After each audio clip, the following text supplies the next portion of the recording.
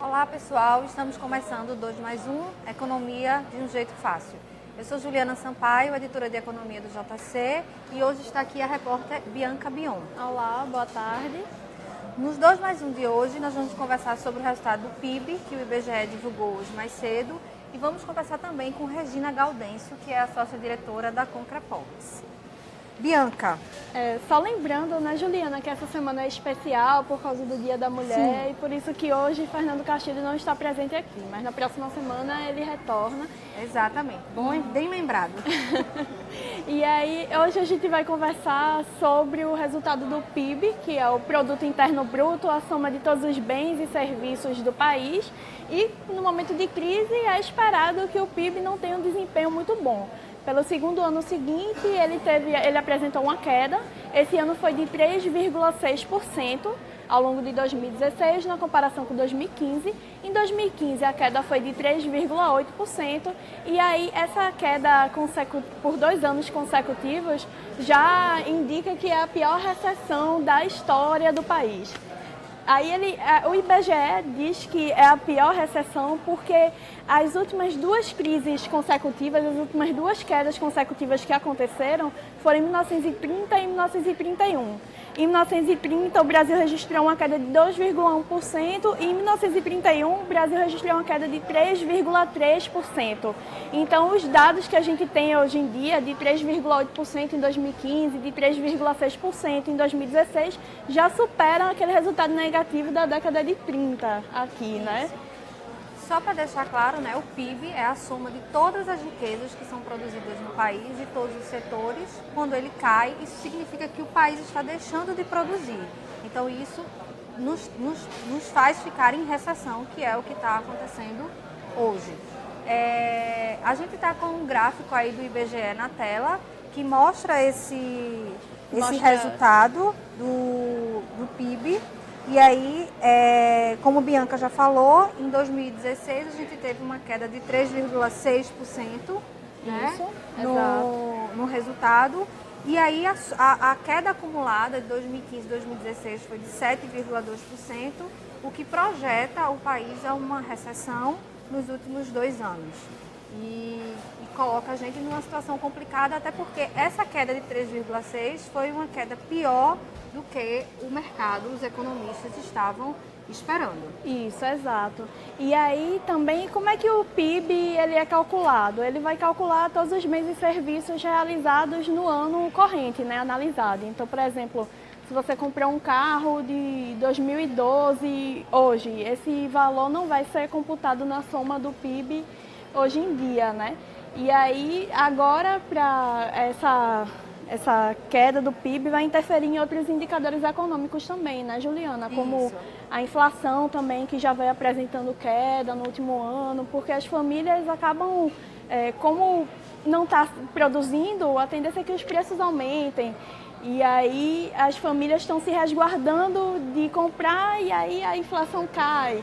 Ou seja, é todo um reflexo de como a economia está ruim hoje em dia. Dá pra gente mostrar aquele gráficozinho que mostra o acumulado do PIB de 2000 a 2016, que a gente tem bem uma noção dessa queda. Pronto, vocês estão vendo agora esse gráfico, mostra o PIB e o PIB per capita, e a gente vê essa curva, né, do país em relação à soma das riquezas produzidas no país. Isso. É importante também, tu falou agora do PIB per capita, o IBGE mostrou que a renda das famílias caiu também. No acumulado dos últimos 2 anos, houve uma queda de 9,1% entre 2014 e 2016, ou seja, o país não está produzindo, há um grande índice de desemprego e a população empobreceu, de uma certa forma. Se não tem renda, não tem consumo. Se não tem consumo, a gente afeta o comércio, afeta o setor de serviços, afeta o próprio setor de construção civil, que é a nossa entrevistada de hoje que está aqui.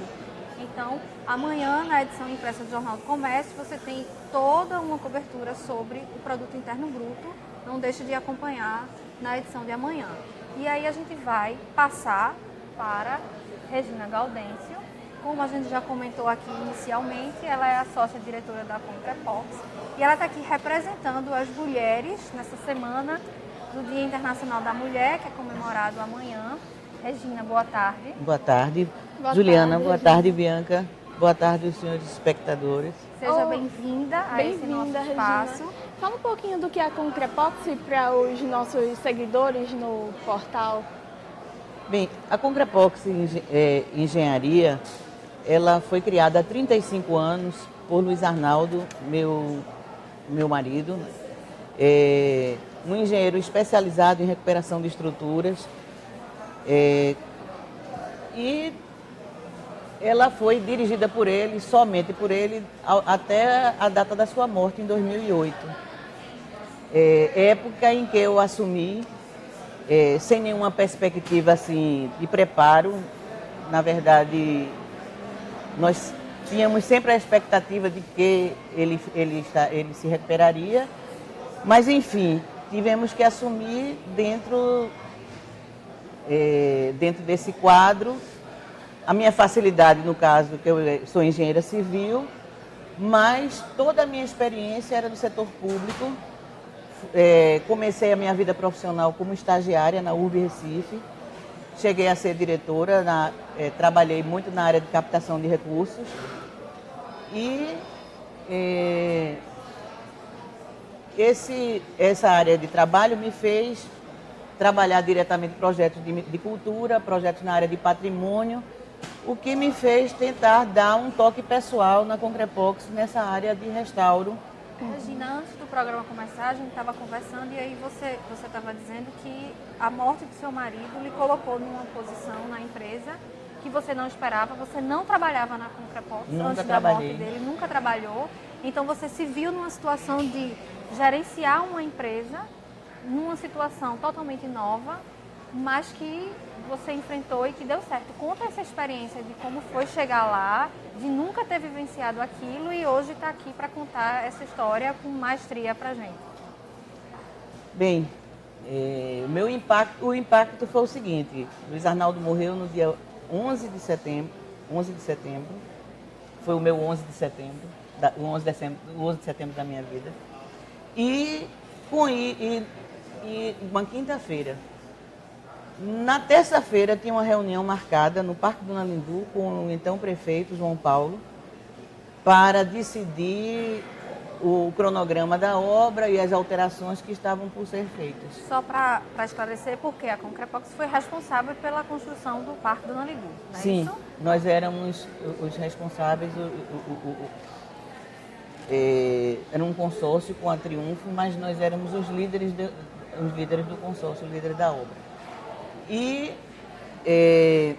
então isso assim me trouxe uma realidade assim, muito forte. Então não deu para se preparar. Era assumir ou assumir. Eu não tinha outra alternativa. E as coisas foram se dando dessa forma e tentando assumir e tentando me preparar também para o que estava por vir. Como eu disse, não houve nenhum preparo anterior, as coisas aconteceram e hoje eu acho que tem uma empresa familiar, eminentemente familiar. Hoje seus filhos também trabalham com você, Todos não é os isso? filhos trabalham lá, isso é o que tem de muito positivo. Vitor, o filho mais velho de Luiz Arnaldo, trabalha juntamente conosco também. Ele é o diretor comercial da empresa. Tem Luiz Eduardo, meu filho, que é o diretor financeiro.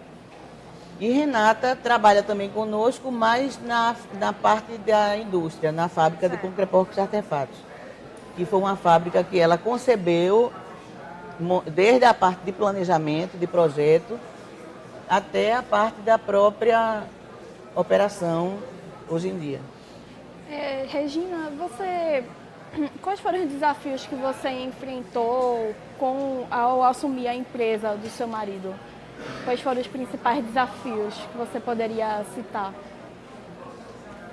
Olha, tudo para mim se constituiu em desafio a partir do que tudo para mim era novidade.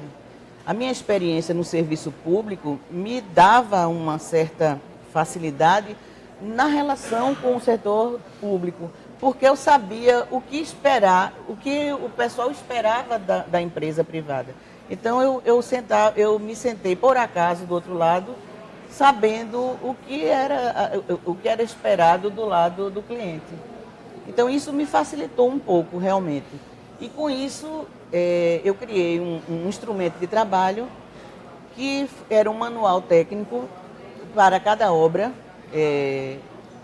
um relatório técnico de forma que o cliente tivesse toda a obra narrada e documentada, para que futuramente, em outras intervenções, eles pudessem usar esse relatório técnico como sendo uma fonte de consulta para eles mesmos, para eles mesmos executarem a parte da manutenção, como também para novas contratações. Isso, só lembrando que a Concrepox realizou outras obras, além do Parque Dona Lindu, como o terminal marítimo de passageiros. E a gente vai ver na tela aí algumas imagens, né, do portfólio da empresa.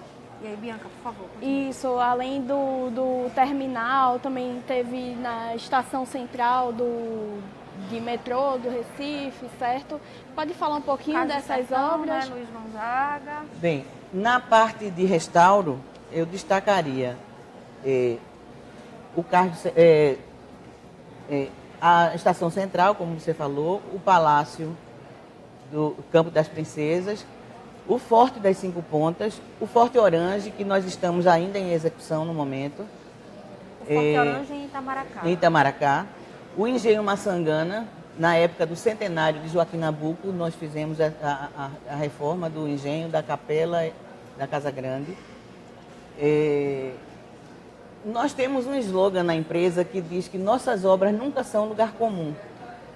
É que se a gente for dizer aqui, dificilmente eu vou citar para você uma escola, uma creche, não que que uma creche, uma escola não tenha notoriedade, mas não são singulares, são várias escolas, várias creches. Então, por um acaso, não foi uma coisa assim, mas foi um portfólio que foi criado com obras notórias, realmente, com notoriedade específica. Hoje, nós temos como um contrato também em outras áreas, como a recuperação da Torre de Brasília, aquela torre de TV que fica colinear a Praça dos Três Poderes. E é uma obra assim, é a maior torre do Brasil, na parte de recuperação de estrutura metálica e a parte de recuperação de concreto também, paralisada desde a época da Copa. Nós inauguramos parcialmente a parte social da antena, que é a parte da esplanada, mas a parte da recuperação em si foi paralisada também por falta de recursos, coincidiu com a crise que realmente se instalou no Brasil como um todo. Também temos obras de recuperação de pontes aqui, famosas, como a ponte do Arte Coelho, a Maurício de Nassau, a ponte Paulo Guerra, também fizemos obras nessa. Tem uma obra emblemática que todo mundo cita e que realmente ela é emblemática pela própria natureza, que é a recuperação estrutural do Cristo Redentor, que essa daí foi na época que Luiz Arnaldo administrava a empresa, no ano de 2000. Enfim, nosso portfólio realmente é vasto e É uma empresa pernambucana, mas que vocês hoje atuam no país todo?